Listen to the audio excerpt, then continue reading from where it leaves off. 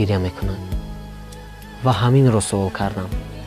با من گفت از دوست داشتن مادرت شرم می‌داری؟ جانت را برای همسر و فرزندانت می‌دهی، اما من جانم را به تو می‌دهم فرزند عزیزم.